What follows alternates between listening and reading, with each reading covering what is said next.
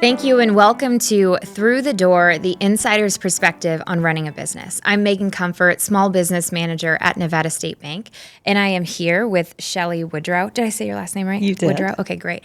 She is a serial entrepreneur, actually third generation business owner. So comes from a long line of family that have also been entrepreneurs and business owners. She's ran small companies and multi-million-dollar companies as well. And then ultimately ended up learning the Entrepreneurial Operating System. It's called EOS. It's not the gym, but it's a similar acronym. And it's something that really helps business owners start off on the right foot and organize in such a way that helps improve the success rate of that company. So I'm very excited to talk to her about that today and learn a little bit more about what she does and how she helps businesses. So thank you. Thank you For being here. I'm thrilled to be here with you. Yes. Thanks, Megan. So we typically start these off always with like an origin story. I love to hear a little bit about your background from you and then how you ultimately arrived at your passion, which is helping other businesses form great strategies to succeed. Yeah. So I started, as you mentioned, as a 19-year-old. I actually opened One Potato 2 in the Fashion Show Mall, if you've ever heard of One Potato 2 in the food court. I don't, but it sounds good. It was really good. Yeah. We made baked potatoes, and it was fabulous. So that was my first entree into leading a business. And from there, I just have either ran or helped to run businesses throughout my entire career. I had a 27-year career in media. And so did local media ad sales in Las Vegas, starting in radio back in 1991 and worked my way up through broadcast TV, and then ultimately ran Cox Communications, the media side, for a lot of years. And so retired from media back in 2017 and knew all along I had this passion and love for helping leaders grow and develop such that they could replace themselves. And the other thing that I was really passionate about was helping clients, because if we could run great ad campaigns for them, it really helped their business. Mm-hmm. And so I had that love of helping clients, and I kept thinking, what am I going to do after I retire? Because I've always wanted some sort of training company. And I started actually looking at coaching franchises. And somebody that I was introduced to was running their entrepreneurial company on EOS. And he said, why didn't you do EOS? So have you ever thought about being an implementer? I'm like, well, what the heck is EOS? Yeah. So I have no idea. You hadn't heard of it before. No. Okay. No. What made you really align with that process? So what I love about working with leaders is helping them really run great businesses. So I thought, well, I could do a coaching company and do a customized training and create content and curriculum for training and that sort of thing. And when I met this entrepreneur, he needed help standing up a sales organization. And so I went over there after I retired from Cox to do this project for him. It wasn't a forever thing. And they were running on EOS when I got there. And they were working with an implementer. So I got to use the EOS tools and disciplines to help them run this organization and stand up this sales machine. So that being said, I thought, wow, this is the coolest framework. We started using these tools. I could see a difference in the business, and then I saw what implementer did. So it started working. You really saw the value. Totally started working, and the focus and the prioritization and all of the discipline that comes with EOS was really attractive. And I thought, I don't have to go reinvent the wheel or customize content for clients that would be in my training company. I can stand up EOS and go do a plug-and-play sort of system that really helps entrepreneurs. And I had, by then, firsthand knowledge over that. And yeah, you lived it, so you could really stand by the process. Yeah. EOS was introduced to me, actually, through the first episode of Through the Door with Chaim, because he mentioned that their company, MDL Group, went through EOS and how much that had really helped him and his partners organize, strategize, and prioritize all of the tasks and things that they wanted to do. And through the years working with business owners, I've seen them or talked to them about, there's no book on entrepreneurialism. There's no, plan or process that I can follow, which is funny because just yesterday I was mentioning that to a group of women business owners. I'm like, that's actually not true. There is a playbook. Now, there's many playbooks, and you really have to find the one that works for you. But there are books on running a business and things that you need to think about, and it is this infinite amount of information. Yeah. So what would you say is different about EOS? Walk us through like kind of the starting process or some of the fundamentals that you talk about with business owners, which kind of clicks for them. Yeah. So you mentioned Traction. So Traction is the how-to manual. So if you want to run your business on EOS, we give it all away. Gino Wickman, who created EOS, wanted to create these tools in this simple system, this holistic framework where he could just give it to entrepreneurial leadership teams. And so because of that, there's now over 280,000 companies running on EOS worldwide. And the reason is because it works. And what is cool about EOS tends to become a negative over time is it's so simple. It's not easy necessarily, but it is simple.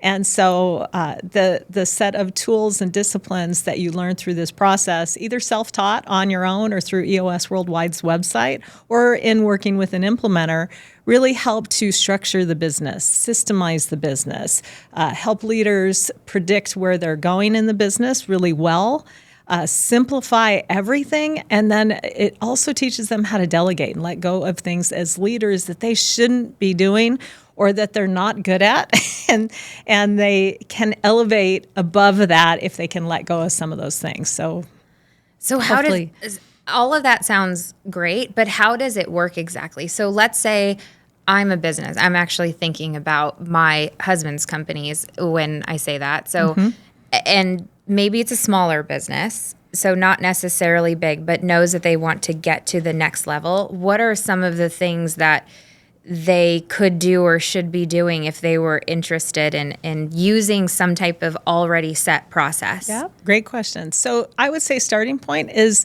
they should read Traction, get a grip on your business. That's the starting point. That's the introduction to EOS.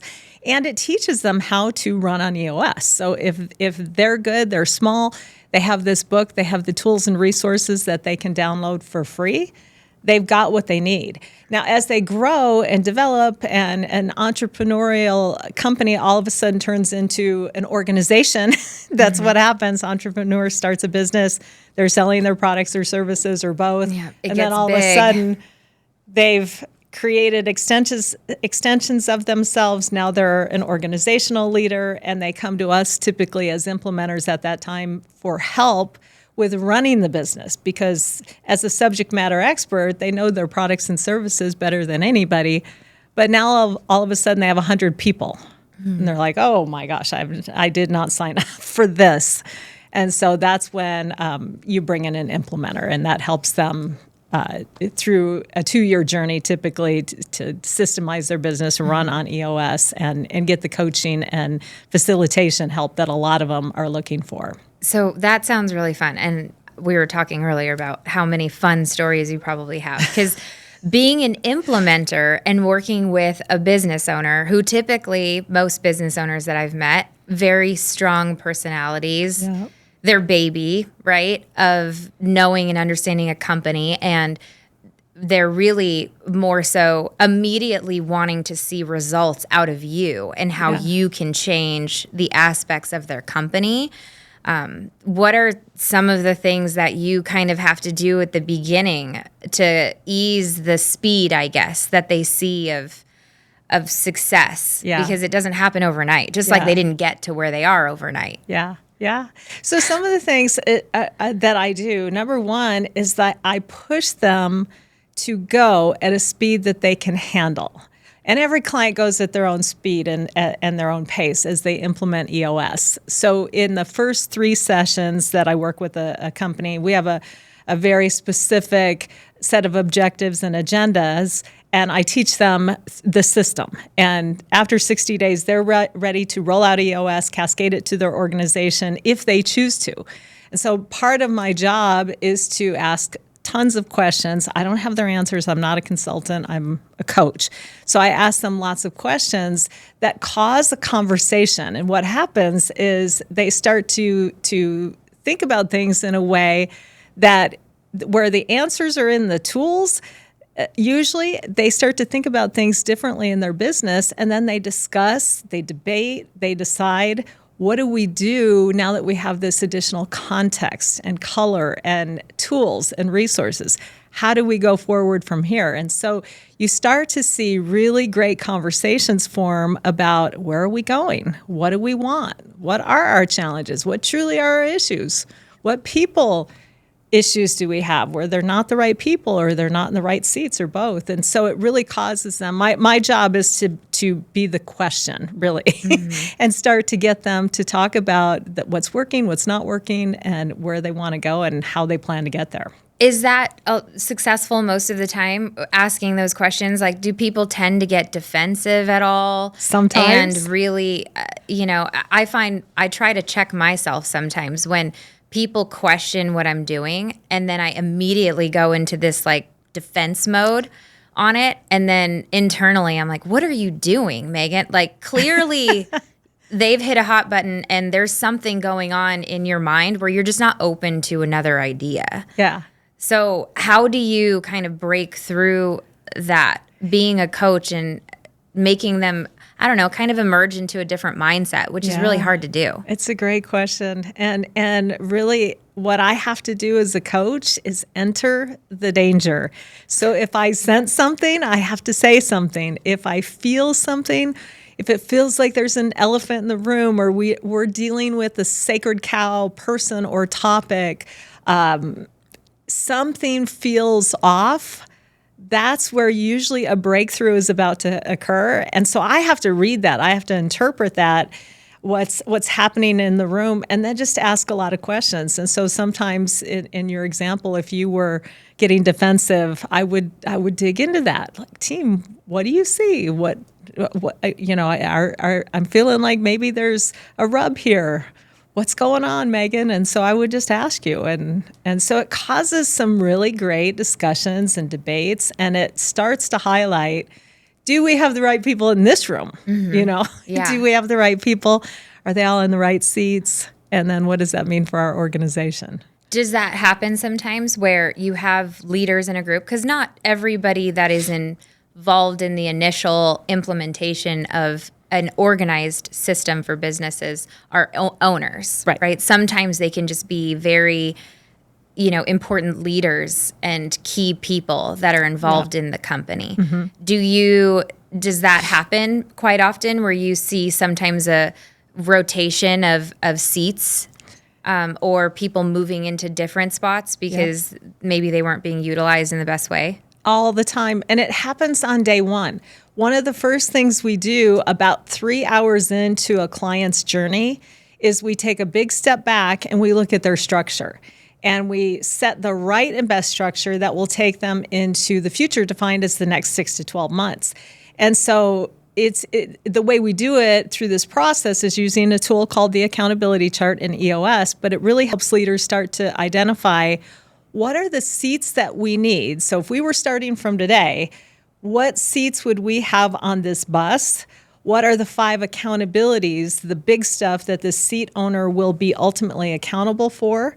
And we set that right and best structure before we put people's names back in those seats. So in day one, by the end of that day, we have a first draft of this accountability chart at the leadership team level, and we find a couple things happen during that day. A leader may not have a seat on the bus going forward.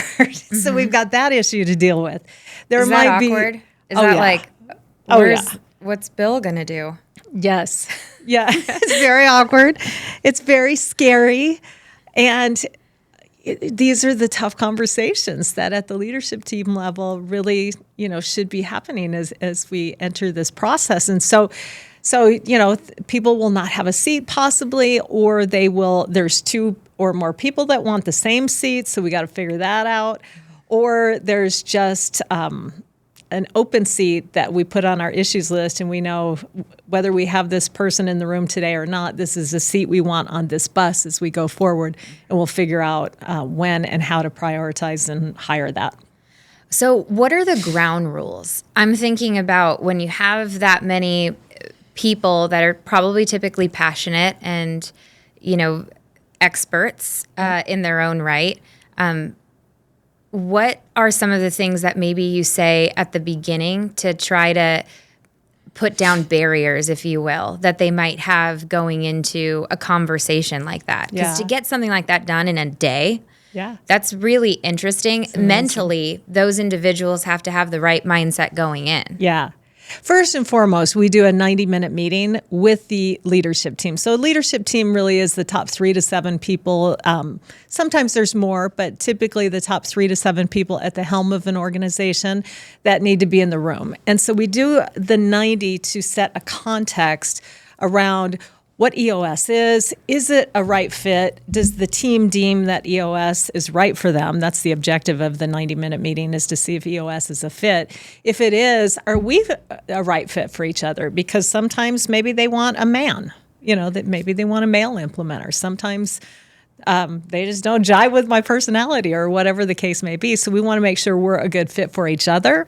And so if yes to EOS and yes, that we're right for each other, then we get into the room that first day and we start to begin the EOS journey. And that starts with a check-in and setting ground rules. So part of those ground rules say, number one, when we work together, once we get in the room and you establish your accountability chart, there's no titles. We don't use titles in EOS. We use functions. I love that. When we're working with the accountability chart, we take a structure first, people second approach. So we say, taking the people out of the equation, what are the right and best seats that we should have on this bus as we go forward?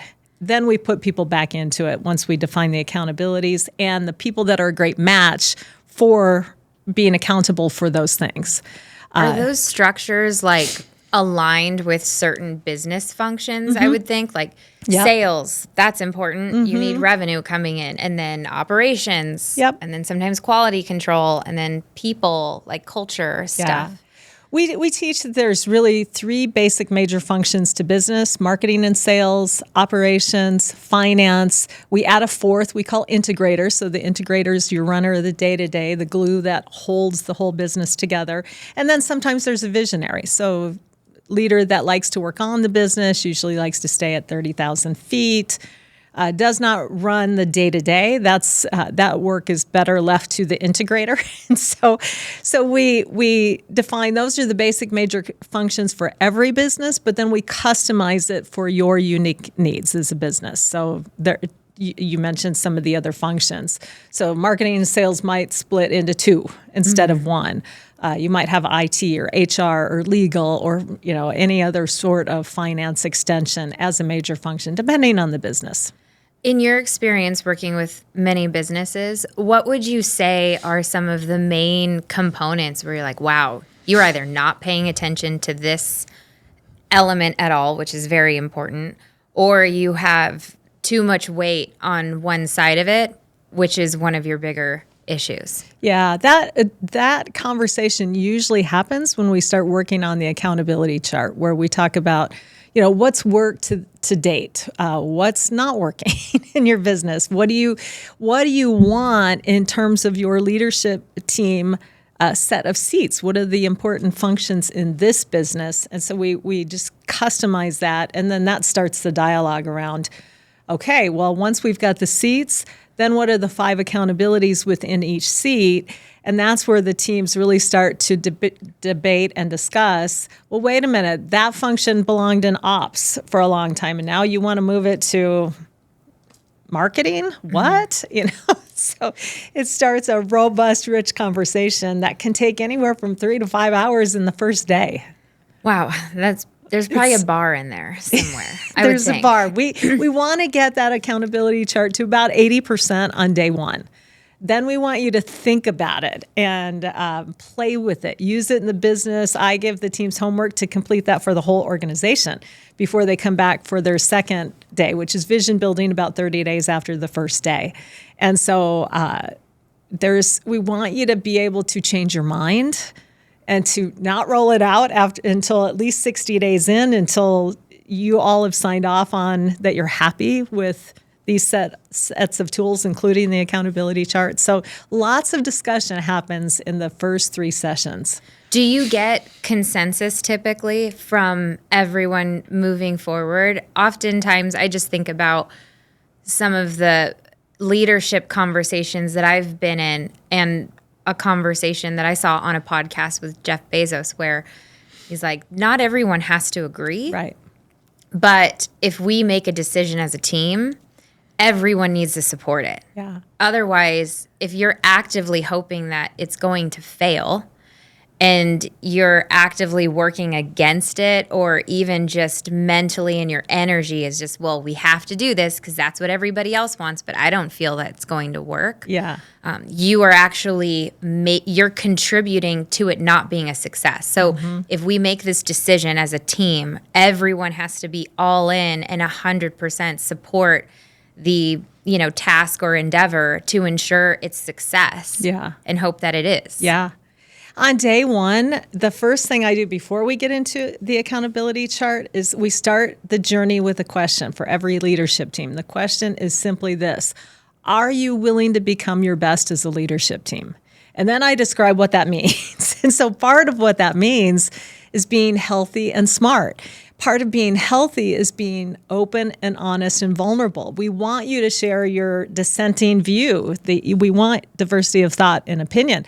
And if we can't get on the same page, the expectation is that you commit, even if you don't feel like that it went your way. Once the team makes a decision, that you got to be bought into that if you're willing to become your best, and I'll lay that out for them, and then they continue to say yes to that question, then it gives me the framework to say, remember when you said that you'll support? Because one of the qualifiers there is one vision, one voice, one team. So to become your best, you have to operate as if you have one vision for the company. You're on the same page about that. You're in agreement to every word of it. And you operate as one voice. As parents of the organization, you're not working mom against dad. You have to be aligned, even if it didn't go your way. And then one team. So your people see you as a united front. Yeah. Super important. Yeah. You can go fast alone, but you can go further together. So that's a really good point. Yeah. So you talked about the 30-day vision. So you do this structure, and then you kind of put together, I guess, a process of what the first 30 days would look like. Do you structure this in a way where it's like small incremental improvements, or is it more grand and long term? It's really both. So in the first 60 days, so we do 3 full day sessions with clients in the first 60 days. The first day, focus day, is about creating your customized tools. So we create all the tools that help you gain traction in the business. So these are the tools that you use throughout, where if you execute on these well over time and continuously use the tools, you're going to get 80% of the results that you're looking for just with the tools we teach on day 1. Then we have you go use those tools in the business, try them on for size, work out all the kinks and bugs. You're going to blow it. You're going to screw it up in the first 30 days. And that's what we want, because then we're going to work all that out when you come back for vision building day 1. We spend time in review. So we're helping you work towards mastery of those tools, meaning you understand them, you're using them at the leadership team level. Also, simultaneously, we're answering the questions on the Vision Traction Organizer, creating your vision and plans. So we don't do any 30 to 50-page strategic plans in EOS. We answer 8 questions together, having the leadership team discuss and debate and decide and agree. And we have mechanisms for there where we test and vet your answers through exercises over those first 60 days. So the goal being, at the end of 60 days, you have your tools, you've mastered those, you have your vision and your plan set, and you're ready to take it to your organization. And that's where I'm pushing you at a speed that you can handle to roll it out. You mentioned Hyam earlier. They've been at this since 2019, and it's because they've had changes at the leadership team level and a retirement and so on. And And so as they go through those changes, they continue to revisit EOS and what tools can serve them as they make changes at the top. And so some clients stay well past 2 years because they just want that outside help. Yeah. I love that it focuses on accountability, because a lot of companies sometimes lose sight of that, and they really lose sight of who ultimately is accountable for something. Right. A lot of assumptions are made, and naturally in communication, we can tell ourselves stories of what's going on and how things are without really even asking a question and understanding it, just a lot of assumption. Yeah. Why is it important to focus on the accountability piece as a successful foundation for a company? Yeah, because that's where there are a million ways to create a vision and a plan. There's a million books. Talk about a lot of books. I mean, go try to decipher what you want from that set of selection of books out there. It's a lot. Yeah. But the accountability piece is so specific in EOS. We assign an owner to everything, basically. So there's nowhere to hide in this process. If we set a plan, we create your tools. Every week we're checking in on everything important to you. Your scorecard measurables, your rocks, those priorities you set for 90 days, your people. We make sure whatever you said you were going to do last week is done this week. We call it to done. 90% of those actions that you took last week, called to-dos, must fall off this week. So you're advancing your business every week within a 90-day world structure. And so that's why it's so powerful, because you can get so much done when people know what they own and they can't hide if it's not getting done. Do you see that moves the needle more for people, or do you see oftentimes helping organizations that there's either one person or maybe someone that's like, I didn't get my to-dos done, and then another week, I didn't get to that? Yeah. Yes, there's nowhere to hide here. So you start to see people like who's going to get their stuff done this week and who's not. And it really starts to highlight and beg the question, do we have the right person in the right seat? Is this the right person? If there's a struggle here week in and week out, maybe the sales leader is not hitting their sales numbers, or the team continues to trail in the wrong direction. We see that very quickly in the scorecard week in and week out. So there's nowhere to hide. Mm-hmm. I always ask my teams, when something doesn't happen it was supposed to, what should be the consequence? Yeah, great question. So if you're not doing something and people are relying on you to get it done, what is the consequence then? And have them work through that. Oftentimes what I found is people are a lot harder on themselves. Mm-hmm. It could be something small and people would be like, get fired. I'm like, what? Okay, that's not the answer. No. But if you're letting someone down, or you're letting the team down, and we can't progress forward because you're not doing something, there has to be a consequence to the accountability piece. If you're the one being held accountable, what would that consequence be? Because that is sometimes the detriment of a lot of businesses, is the fact that there is no one really held accountable, or ultimately the owner feels that the accountability is 100% on them, rather than understanding that it's shared, or they don't necessarily know how to convey to those leaders or other folks that you own this, there's consequences, and you're going to be held accountable. Mm-hmm. How do you shape that with EOS? If an organization you've recognized, I don't know if this has happened, but wow, there's no accountability here. It's kind of just wild, wild west. No structure, no accountability. We have structure now, but the concept of accountability is missing. How do you approach that? Yeah.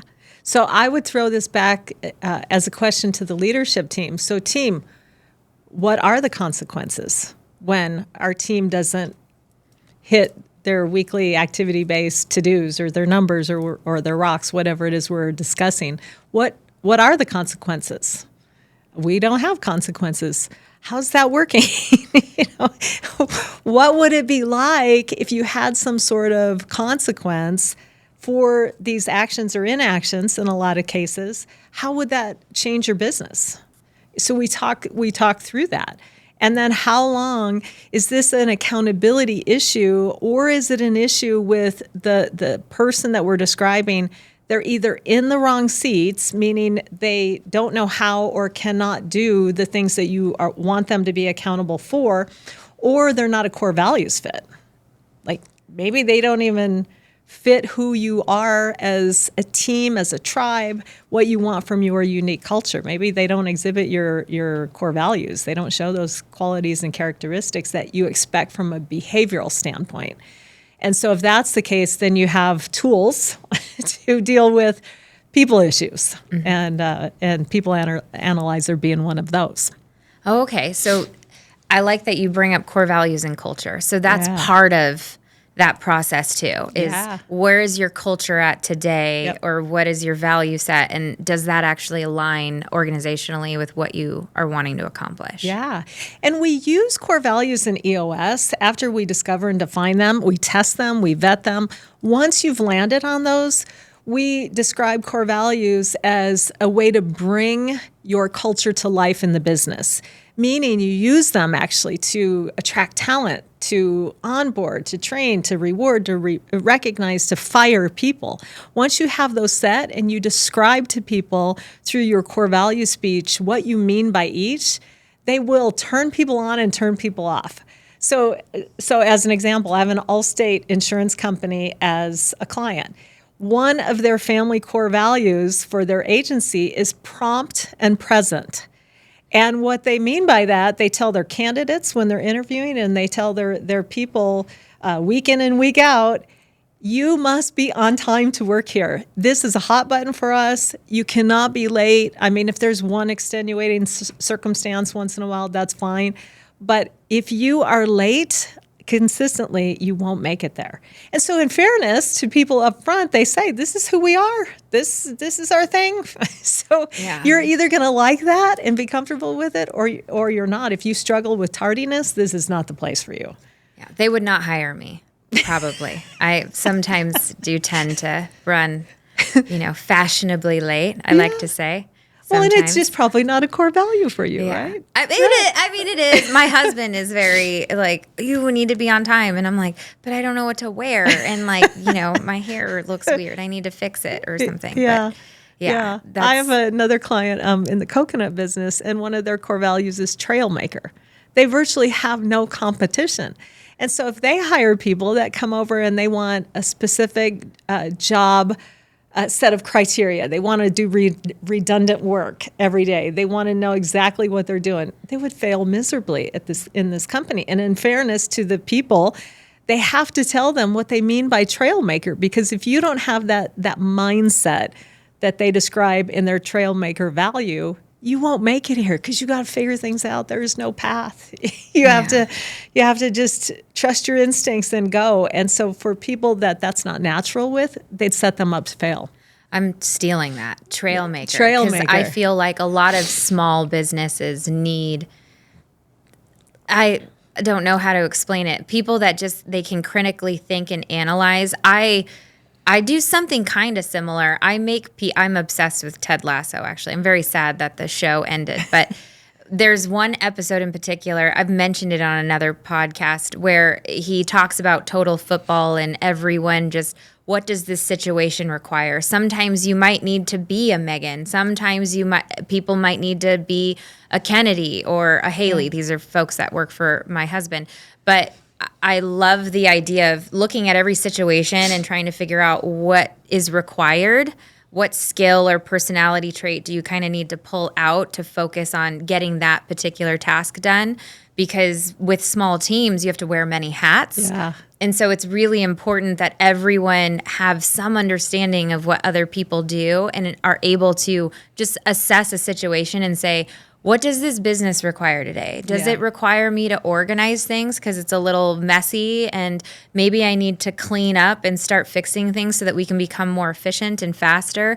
But just being prompted on your own to do something rather than being told and having a schedule. I find it sometimes difficult to do generationally. meaning, Yeah. as more generations come in and as it's funny, I'm the old person now, or, I'm older, which is interesting because I used to be that young, annoying person that was always like, let me give you my opinion because you didn't ask for it, but I'm just going to give it to you anyway. And so I find it really interesting seeing people come in and they're like, no, I need process. I didn't know because that's not on my list. And I'm like, well, you have to think outside of that sometimes. Yeah. That can be, I love that you start with a value with a definition, because if people actually have an understanding of what that means, they could see if it speaks to them and if it aligns. Yeah. I'm assuming that they might have issues. Like when I think about Trailmaker and just like you kind of have to make your own trail or figure your things out and just be a little bit more entrepreneurial, they might struggle with finding candidates. Do they focus on, we're going to help you become that trail maker? Like if that's a value that speaks to you, then is there also like a process of, we're also going to help you get there if you don't feel you're there today? Yes and no. The process is the core value speech. So once the values are defined, and we recommend 3 to 7, so you have your 3 to 7 core values, they're defined, then the leaders must share what they mean by these values. And so that's part one of what you're talking about. In fairness, if you just put Trailmaker up on the wall and don't explain it, and most importantly, all the leaders are not explaining it the same way, you confuse people. So you can set them up to win by sharing what are the values, what does that look like, how does the behavior look in the business, how do I demonstrate Trailmaker, in this example. And so you share what that looks like with them and what you expect relative to that value, and then they've got a shot at being successful.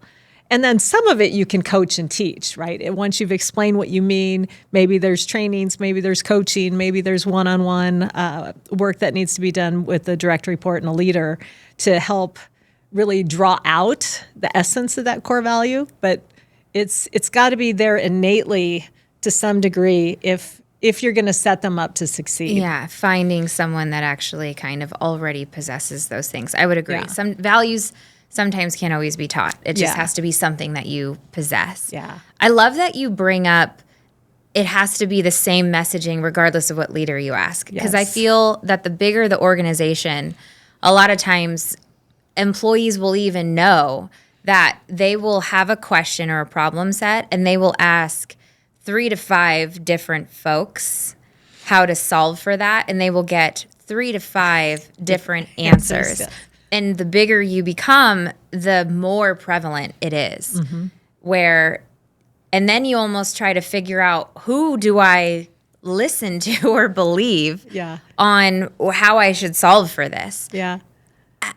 How does that get fixed when it already exists in a company today? Yeah, usually through the accountability chart, because once that accountability chart work is done, it clarifies and crystallizes the roles for the whole business. So we start at the leadership team level on day one, but then it's cascaded once the leaders create the accountability chart for the whole team. And so in the world of accountability, we say, when 2 people are accountable, nobody's accountable. So you have to crystallize the accountability chart roles so everyone can look at that accountability chart and they can look down the list and they can see, okay, here's who I go to for that now. I don't have to go to 5 people. This one person owns it, so I'm going to go to that person and get my answer or get help or training or whatever I need, because that's the person that owns it as you go forward. A lot of times we see this same or similar responsibilities or accountabilities sit in multiple places, and it just confuses people. Who do I go to for what? And then I always say jokingly, you want one throat to choke. If somebody needs to be accountable, who is the one? That's what we want to get to. You got 2 hands. You need 2 hands around that neck. Yeah. Oh, So we we might get need to cut that. I don't know if we need to cut that or not. No, I'm joking. Wow, that's really interesting. So you've been doing this now for several years. Yeah, 6, yeah. What success have you seen come out of companies kind of going through this process, and even the transformational aspect of those leaders as well. Yeah, yeah. Well, it is not uncommon. So we set a 10-year target in this process, and so that's the one big thing that the leaders decide that's what they want that they're not getting today. That's their long-term big goal. So that can be customized 5 to 30 years, but 10 years typically is what they like. So what's the one big thing? Once they know that, then we reverse engineer it to say, okay, where do we need to be then in 3 years? Numerically, what will keep us on track to hit that 10-year target in 3 from a revenue, profit, and measurable standpoint? What does the company look like 3 short years from now? So you get everybody aligned on that.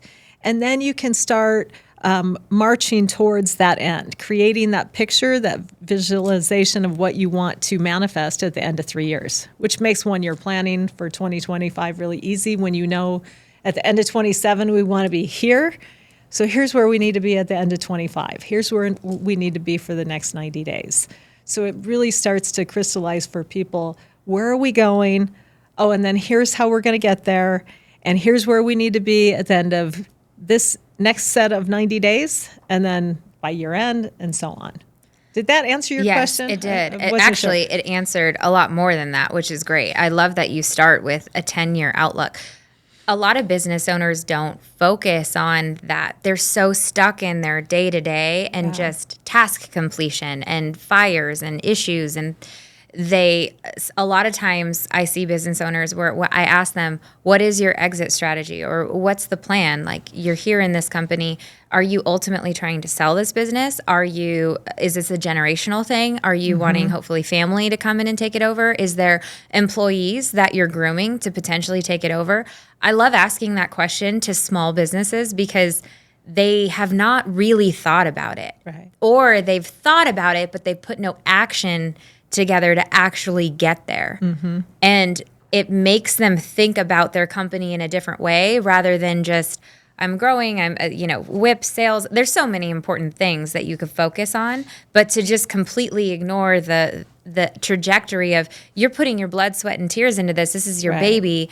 And you don't necessarily have a traditional retirement. That's not the way that this looks for you. You have to be thinking about that. Yeah. So it sounds like EOS also solves for that type of situation too. Yeah, and I see it, client in and client out. I see it with their ability to pull forward the things that are on their 3-year picture. A lot of times happen this year. So they just want them to happen in 3 years. And because they've clarified it, they're all on the same page, that's what they want to create. It happens sooner because, I don't know, magic just happens. The stars line up. They start working towards achieving those things, and they happen much, much faster. So, a $9 million pipeline company, when we start working together, it has $75 million in their 10-year target. And this last year, they did 40 mil. And so they're just a couple years away from that because now it's exponential growth.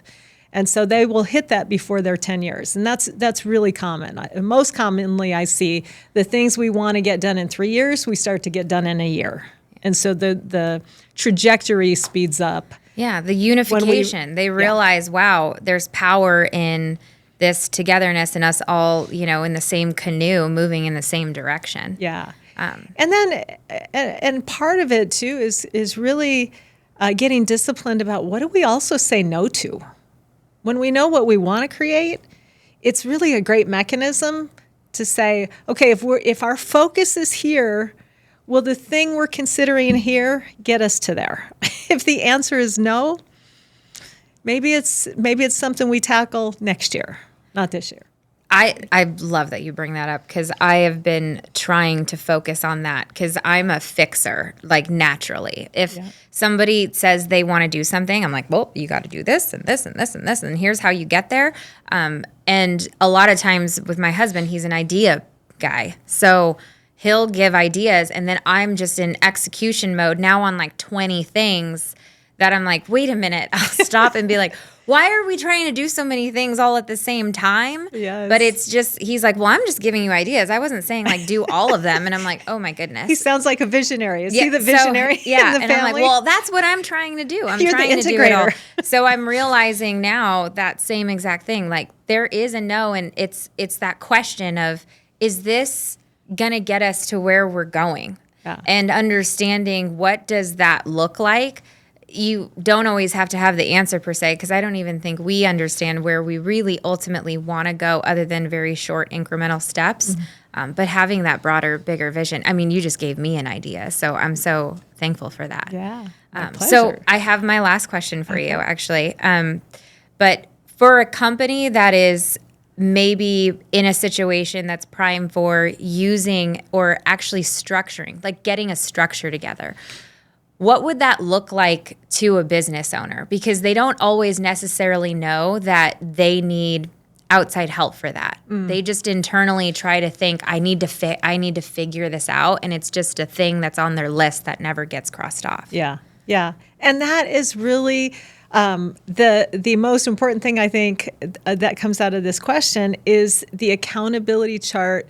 The answer is in that tool to your question, and that's why we do that in day one, where we kind of flip vision, planning, and execution on its head. We take a traction first, vision second approach, because it starts with the people in the organization. And so if we can get that right, starting with day one and refining and honing that and getting all the right people in the right seats, that's how you create and execute on the vision. Because many people can create a vision.